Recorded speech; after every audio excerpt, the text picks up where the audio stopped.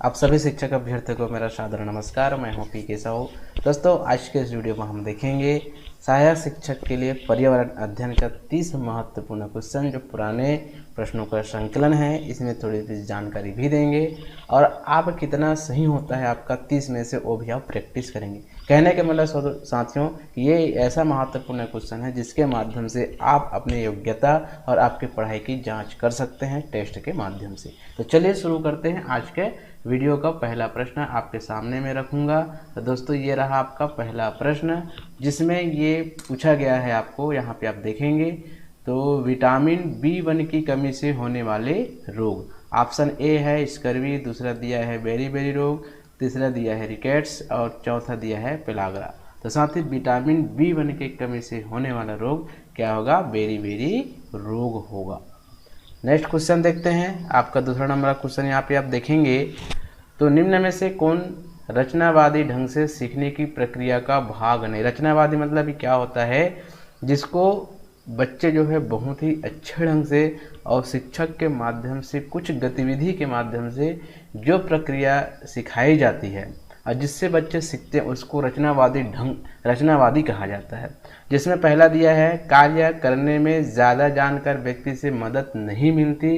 यदि है ना, रचनावादी ढंग का कार्य करने में खुद की मदद होती है, कार्य सहज हो जाती है, यह प्रक्रिया का उपयोग बार बार किया जाता है। तो रचनावादी ढंग में साथियों ये जो आपका दूसरा, तीसरा एंड चौथा ये बिल्कुल सही है। और यहाँ जो कार्य करने में ज़्यादा जानकार व्यक्ति से मदद नहीं मिलती ये गलत है, क्योंकि मदद मिलती है। कार्य करने में ज़्यादा जानकार व्यक्ति से इसमें मदद मिलती है। तो ऑप्शन नंबर ए हमारा सही आंसर होगा, क्योंकि इसमें गलत आंसर को निकालने के लिए कहा था। नेक्स्ट क्वेश्चन देखते हैं। प्रश्न क्रमांक तीसरा आप देखेंगे यहाँ पे तो पर्यावरण अध्ययन के शिक्षक के रूप में आप विद्यार्थियों को चिड़ियाघर ले जाने की योजना बनाते हैं। वहाँ पर आप छात्रों को कौन सी एक्टिविटी मतलब क्रियाकलाप करने के लिए अनुमति नहीं देंगे? तो जब भी आप किसी बच्चे को बाहर ले जा रहे हो, चिड़ियाघर ले जा रहे हो या कहीं भी आप लेके जा रहे हो, तो इनमें से क्या चीज़ या कौन सा क्रियाकलाप नहीं करने के लिए कहेंगे आप? सबसे पहले यदि चिड़ियाघर के प्राणियों के लिए ढेर सारा भोजन रखने के लिए, चिड़ियाघर के प्राणियों द्वारा ग्रहण किए जाने वाले भोजन की जानकारी प्राप्त करने के लिए, चिड़ियाघर में देखे जाने वाले प्राणियों की फोटोग्राफ इकट्ठा करने के लिए, अपने साथ ड्राइंग बुक रखने के लिए ताकि चिड़ियाघर में दिखने वाले प्राणियों की चित्र बना सके। तो साथ ही यहाँ पे आप देखेंगे तो पहला आप देखेंगे चिड़ियाघर में ऐसे बहुत सारे प्राणियाँ होते हैं जिसके बहुत सारा खाना, अलग अलग प्रकार के खाना खाते हैं। जैसे कोई मांस खाता है, तो कोई केला खाते हैं, तो कोई और खाते हैं। तो ये चीज़ हम संभव नहीं हो पाता है। तो चाहे आप कोई भी हो, ये तो आप अनुमति नहीं देंगे। चिड़ियाघर के प्राणियों द्वारा ग्रहण किए जाने वाले भोजन की जानकारी प्राप्त करने के लिए बिल्कुल आप कहेंगे। चिड़ियाघर में देखे जाने वाले प्राणियों की फोटोग्राफ इकट्ठा करने के लिए भी आप कह सकते हैं, अनुमति बिल्कुल दे सकते हैं। ड्राइंग बनाने के लिए भी आप बोल सकते हैं। तो 3 हमारा सही है, लेकिन इसकी अनुमति आप नहीं देंगे। तो ऑप्शन नंबर ए हमारा सही आंसर होगा। नेक्स्ट क्वेश्चन देखते हैं, चौथा नंबर का। देखिए क्वेश्चन यहाँ पे है पर्यावरण अध्ययन पाठ्यक्रम की अपेक्षाएं निम्न में से कौन सी? पर्यावरण अध्ययन है, उस पाठ्यक्रम में कौन कौन से अपेक्षाएं होनी चाहिए? अवधारणाएं होनी चाहिए, कौशल एवं जानकारी होनी चाहिए, आदत व नैतिक मूल्य भी होनी चाहिए। मतलब इसमें देखे जाए तो तीनों चीज़ हमारे पास होना चाहिए, है ना। तो option number 4 is the right answer. Option number 4 हमारा सही आंसर होगा। नेक्स्ट क्वेश्चन देखते हैं। प्रश्न क्रमांक 5वां, एक पर्यावरण अध्ययन की कक्षा के लिए सर्वाधिक उपयुक्त शिक्षा शास्त्रीय पद्धति होना चाहिए।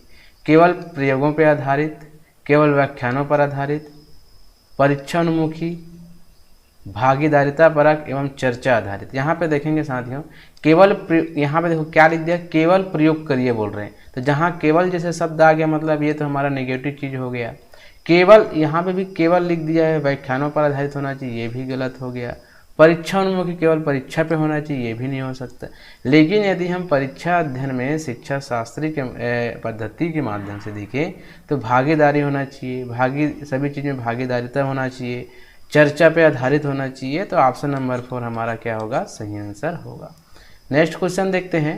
एक तालाब में कीड़े एवं छोटी मछलियाँ होती है। साथ ही यहाँ पे लोग जो है दुविधा में रहते हैं, और दुविधा में होगा ही क्योंकि यहाँ पे दो चीज़ दे दिया है, और दो चीज़ में सभी ऑप्शन ऐसे हैं जिसके इसके अंतर्गत आते हैं। जैसे प्राथमिक सूक्ष्म उपभोक्ता, ये तो नहीं आएगा प्राथमिक सूक्ष्म उपभोक्ता, लेकिन द्वितीय उपभोक्ता, द्वितीय उपभोक्ता देखें तो छोटी मछली जो है द्वितीय उपभोक्ता के अंतर्गत आता है।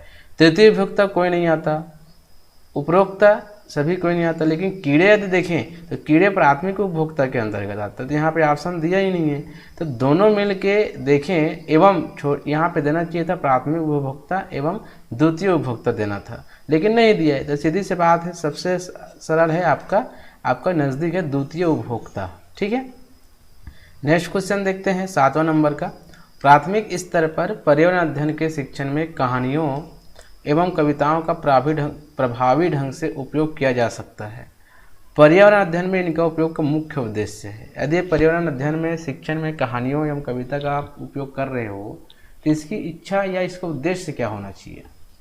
सीखने के लिए संदर्भगत वातावरण प्रदान करना, पाठों को आनंददायक बनाना, भाषिक कौशलों को बढ़ावा देना, कक्षा की विविधता को पूर्ति। देखो अब यहाँ पे हिंदी भाषा, गणित भाषा यदि देखें तो लगभग जो है पाठों को आनंददायक बनाना लोग ज़्यादा इसको मार के आएंगे, मतलब इसी को ये इसके नज़दीक लग रहे हैं।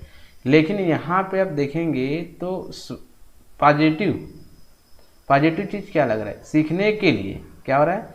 उद्देश्य पूछ रहा है ना, उद्देश्य।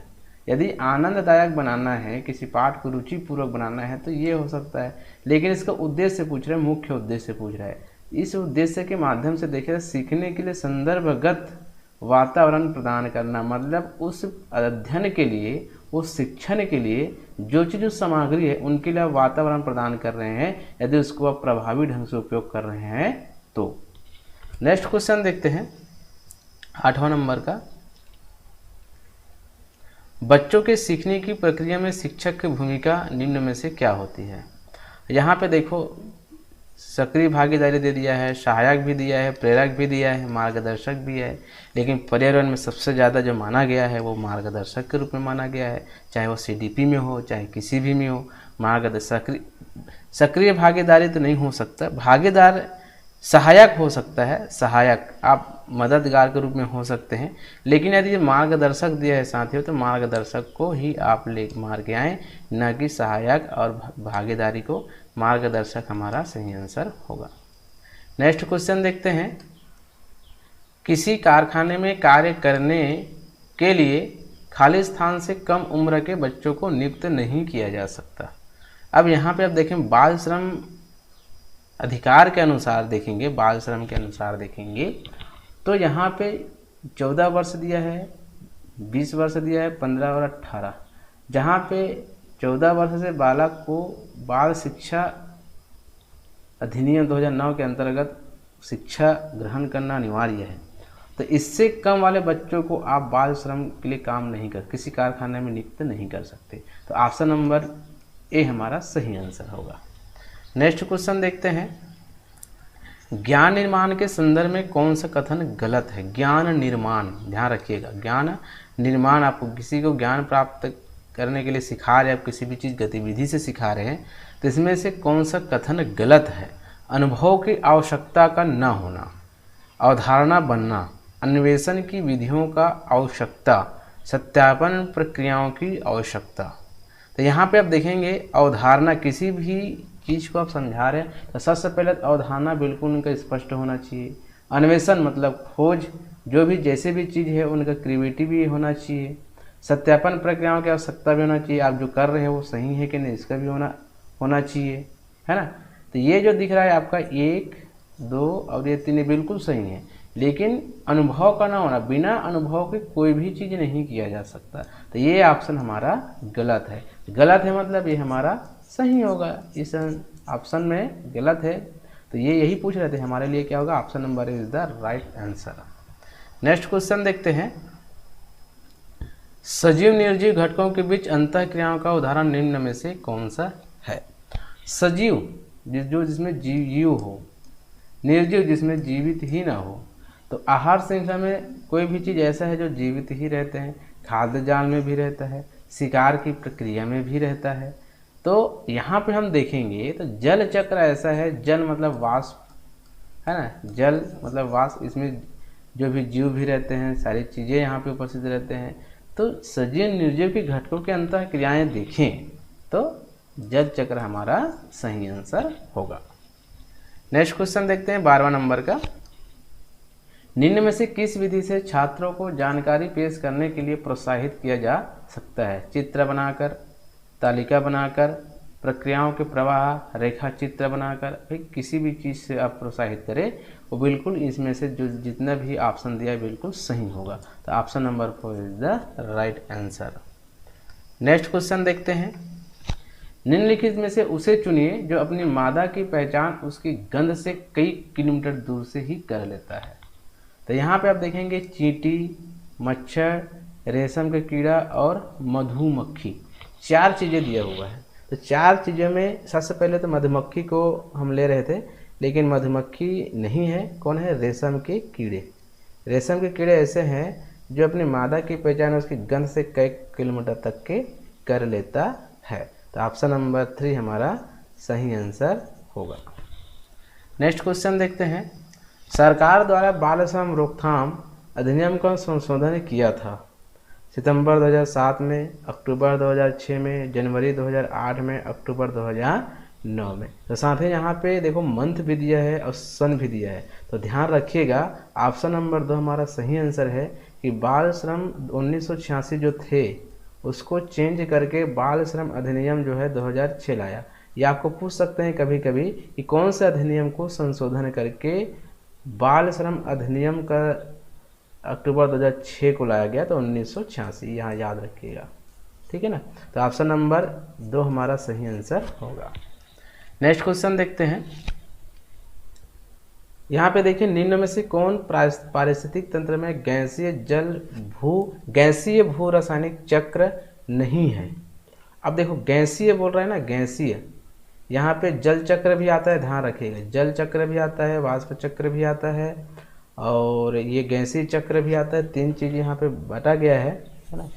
तो इसमें सभी चीज़ें देखो, नाइट्रोजन भी है, कार्बन भी है, सल्फर भी है, फास्फोरस भी है, सभी जो है वो गैसीय चक्र के अंतर्गत आता है। तो 5वें नंबर में हम लिख सकते हैं उपरोक्त सभी, क्योंकि इसको व्यापम ने लोपित किया था क्योंकि सभी सही था। तो ये गैसीय जैव रासायनिक हम किसे बोलते हैं या भू रासायनिक चक्र हम किसे बोलते हैं? जब कोई प्राणी जो है किसी चीज़ को अपने अंदर ग्रहण कर लेता है, ग्रहण करने के बाद उसको जब बाहर उसी रूप में बाहर जब निकालते हैं, बाहर निकालने के बाद पुनः वो उसी रूप में परिवर्तन हो जाता है। मतलब एक चक्र बनता है, पहले वो ले लेता है अपने शरीर में जाता है, बाहर निकालता है, पुनः जिस रूप में पहले था उसी रूप में बाहर आ जाता है। उसी को जैव भू रासायनिक चक्र कहा जाता है। तो सीधी सी बात है, सभी जो किसके अंतर्गत आएगा? गैसीय जैव भू रासायनिक चक्र के अंतर्गत। ऑप्शन नंबर 4 उपरोक्त सभी हमारा सही आंसर होगा। नेक्स्ट क्वेश्चन देखते हैं। निम्नलिखित में से कौन सा मच्छरों से होने वाले या फैलने वाले रोगों का समुच्चय है? पहला दिया है हैजा, डेंगू, मलेरिया। दूसरा दिया है चिकनगुनिया, डेंगू, मलेरिया। तीसरा दिया है चिकनगुनिया, हैजा, मियादी बुखार, चिकनगुनिया, मलेरिया और मियादी बुखार। तो यहाँ पे आप देखेंगे तो ये भी गलत है, ये भी गलत है। यहाँ पे आप देखेंगे तो इसमें सी हट जाएगा। तो यहाँ पे चिकनगुनिया भी मच्छर से होती है, डेंगू भी होती है, मलेरिया भी होती है। तो ऑप्शन नंबर 2 हमारा सही आंसर होगा। नेक्स्ट क्वेश्चन देखते हैं। सामाजिक अध्ययन में ज्ञान प्राप्ति का स्रोत निम्न में से क्या है? प्रयोगों द्वारा, ज्ञान अवलोकन द्वारा, जीवन शैली द्वारा या प्रकृति के साथ अंतःक्रिया द्वारा। साथियों तो इसका आंसर लिया गया है सामाजिक अध्ययन में ज्ञान प्राप्ति का स्रोत जो है जीवन शैली से लिया गया है। तो option number 3 is the right answer होगा। नेक्स्ट क्वेश्चन देखेंगे। निम्न में से कौन सा तरीका बच्चों के सीखने का रचनावादी तरीका? यहाँ फिर आ गया रचनावादी।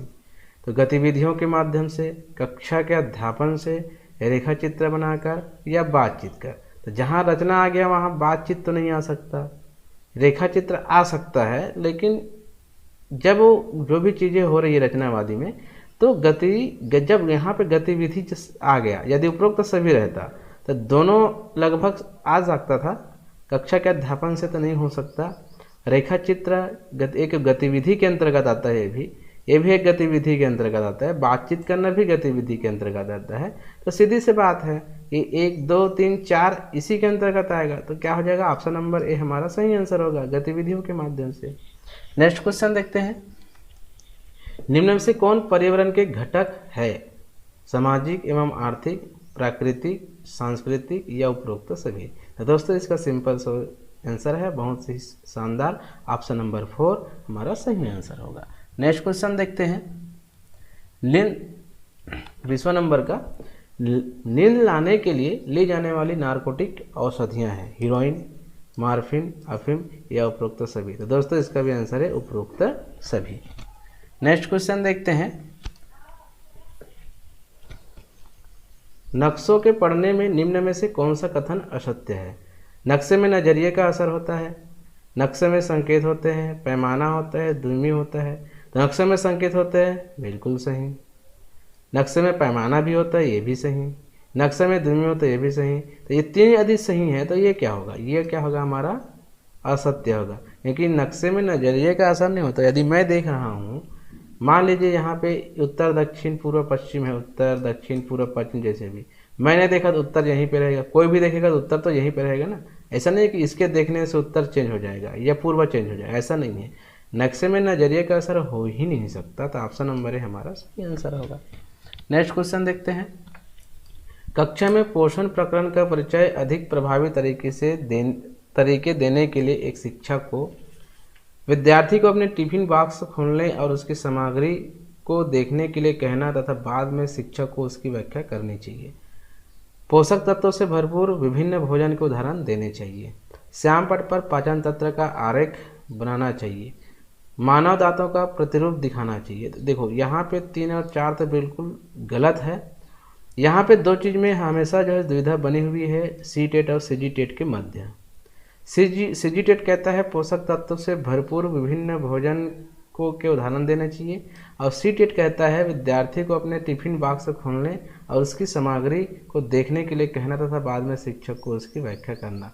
तो मेरे ख्याल से दोनों ही बेस्ट है, लेकिन यदि मुझे बोला जाए किसको लगा के आएंगे तो मैं पहला नंबर लगा के आऊँगा। यदि आप तर्क लगाते हैं तो तर्क से कोई जीत नहीं सकता, लेकिन यदि बच्चे के सामने टिफिन है, यदि आप पोषक तत्वों से भरपूर कोई भी चीज़ गतिविधि कराना चाहते हैं तो पूर्व तैयारी होती है। तो पूर्व तैयारी से आप सभी बच्चों को बोलोगे घर से खाना लेके आना, यदि खाना नहीं बन रहा है तो या तो आप जो है उसको कहिए कि आज जो भी खाना बनेंगे सबके यहाँ से सब्जी लेके आना। तो पूर्व तैयारी के माध्यम से आप करा सकते हैं। कई लोग तर्क लगाते हैं खाना ही नहीं बनता, ये नहीं होता, तो क्या होगा तर्क लगाने से, और ये भी उतना ही सही है कि पोषक तत्व से विभिन्न भोजन को उदाहरण दीजिए, आप चित्रों के माध्यम से समझाइए, ये भी हो सकता है, उदाहरण दे सकते हैं आप। तो ज़्यादा सटीक मुझे ये लगता है, तो ऑप्शन नंबर ए हमारा सही आंसर होगा। नेक्स्ट क्वेश्चन देखते हैं, एक खाद्य श्रृंखला में मनुष्य होता है उत्पादक के रूप में, प्राथमिक उपभोक्ता के रूप में, द्वितीय उपभोक्ता रूप में या प्राथमिक एवं द्वितीयक उपभोक्ता के रूप में। तो साथियों आपको सबको पता है option number 4 is the right answer होगा, प्राथमिक एवं द्वितीयक उपभोक्ता। 24 नंबर का क्वेश्चन देखते हैं, रेखा की माँ खाली स्थान के लिए रोजाना तालाब से लाए पानी में फिटकरी डालती, किस लिए डालती होगी वो? हल्के निलंबित अपद्रव को अवसादित करने में, कठोर जल को मृदु जल में परिवर्तित करने के लिए, पानी में मौजूद रोगाणुओं को खत्म करने के लिए या पानी को रंग रहित करने के लिए। तो साथियों आपको एक चीज़ बताना, जो फिटकरी से क्या होता है, जितने भी गंदगी होती है ना, वो उनमें जितने भी जो भी चीज़ें हैं वो कहा जाते हैं तली में बैठ जाते हैं फिटकरी डालने से, और पानी क्या होता है एकदम साफ हो जाता है। तो हल्के निलंबित अपद्रव को अवसादित करने में इसका उपयोग किया जा रहा है। नेक्स्ट क्वेश्चन देखते हैं, सामाजिक अध्ययन निम्न में से किस बात पर विज्ञान से अलग है? सामाजिक अध्ययन विज्ञान किस बात से अलग है? कार्य कारण के मध्य संबंध खोजना, तुलना करना, तार्किकता या निरंतरता एवं बदलाव की प्रक्रिया को समझ पाना। तो option number 4 is the right answer. इसमें निरंतरता एवं बदलाव की प्रक्रिया को समझ पाना। इस कारण से सामाजिक अध्ययन में परिवर्तन होता रहता है, विज्ञान में कोई परिवर्तन नहीं होता, ध्यान रखिएगा। जो हो गया सो हो गया। पारिस्थितिक तंत्र की सबसे छोटी इकाई क्या होगी? आयनोस्फीयर पारिस्थितिक तंत्र किसकी सबसे छोटी इकाई है? तो किसकी सबसे छोटी इकाई होगी? 1, 2, 3, 4 में से किसका होगा? तो ऑप्शन नंबर 3 हमारा सही आंसर होगा, बायोस्फीयर। नेक्स्ट क्वेश्चन देखते हैं, आवासीय पुनर्वास केंद्रों द्वारा निम्नलिखित में से कौन से उपचार दिए जाते हैं? आवासीय मतलब जहाँ रहने पहने सब चीज़ रहने के साधन होता है, तो वहाँ पे उपचार के समूह कार्य दिया है, मनोवैज्ञानिक हस्तक्षेप है, सामाजिक कुशलता का प्रशिक्षण है, उपरोक्त सभी। तो साथ ही यहाँ पे ऑप्शन नंबर 4 हमारा सही आंसर है, उपरोक्त सभी उपचार दिए जाते हैं। नेक्स्ट क्वेश्चन देखते हैं। सर्वे एवं विश्लेषण से बच्चों की पर्यावरण के बारे में समझ को जाना जाता है। सर्वेक्षण और विश्लेषण से बच्चों की पर्यावरण के बारे में समझ को जाना जाता है। यह जानने वाली समझ निम्न में से कौन सी है? मतलब बच्चों की पर्यावरण में कितना समझ है, ये सर्वेक्षण विश्लेषण के माध्यम से जाना जा रहा है। ध्यान से देखना, महसूस करना, याद कर रख पाना या उपरोक्त सभी। तो यहाँ पे देखेंगे सभी चीज़ें यहाँ पे लागू होता है, तो ऑप्शन नंबर 4 हमारा सही आंसर होगा। नेक्स्ट क्वेश्चन देखते हैं। अर्थशास्त्र की मूलभूत अवधारणाओं की समझ विकसित की जा सकती है। अर्थशास्त्र मतलब लेन देन है ना, समझो मतलब से आय व्यय के माध्यम। तो बाजार से रोल प्ले का आयोजन करवाकर, बैंक पोस्ट ऑफिस का भ्रमण करवाकर, मूल्य जैसी अमूर्त धारणाओं को उदाहरण द्वारा व्यक्त करके या उपरोक्त सभी। तो ये सारी चीज़ें हमारे लिए सही हैं, तो ऑप्शन नंबर 4 हमारा सही आंसर होगा। नेक्स्ट क्वेश्चन देखते हैं। नेक्स्ट एंड लास्ट क्वेश्चन यहाँ पे देखिए, प्राकृतिक एवं सामाजिक सांस्कृतिक पर्यावरण के बीच अंतः क्रिया का उदाहरण है। कौन सा होगा? प्राकृतिक और सामाजिक सांस्कृतिक, वनों की कटाई, शिकार, निर्माण कार्य, उपरोक्त सभी। तो साथ ही यहाँ भी हमारा ऑप्शन नंबर 4 हमारा सही आंसर होगा। तो ये रहा हमारा 30 क्वेश्चन। यदि आप बाकी वीडियो देखना चाहते हैं, पुराने वीडियो देखना चाहते हैं, मैंने पूरा सिलेबस कवर कर रखा है पर्यावरण का। तो डिस्क्रिप्शन बॉक्स में बहुत सारा मैंने विज्ञान का, गणित का, पर्यावरण का, CDP का बहुत सारा लिंक दे रखा है। जो भी आप देखना चाहते हैं इस 30 दिन के अंदर, 30 दिन में आपका पूरा कोर्स कंप्लीट हो जाएगा।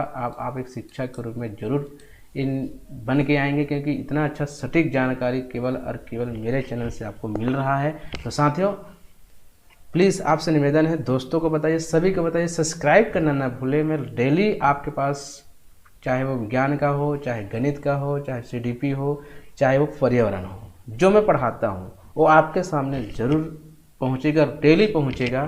तो दोस्तों आज के वीडियो में इतना ही। यदि अच्छा लगे तो लाइक, कमेंट, शेयर अवश्य करें। धन्यवाद।